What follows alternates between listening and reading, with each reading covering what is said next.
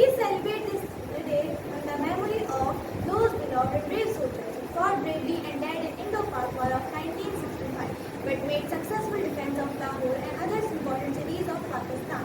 On 6 September 1965 at 5 p.m., Indian Army attacked Pakistan from Lahore Ghurti sector. This 5 weeks war caused thousands of casualties on both sides. It ended in a United Nations mandated ceasefire. Pakistani army officers like Captain Sarkar Shahid, Major Muhammad Aziz Bhatti Shahid, Major Muhammad Akram Shahid all sacrificed their lives and made successful defense of Lahore and were awarded as Nishan-e-Haider for their exceptional bravery.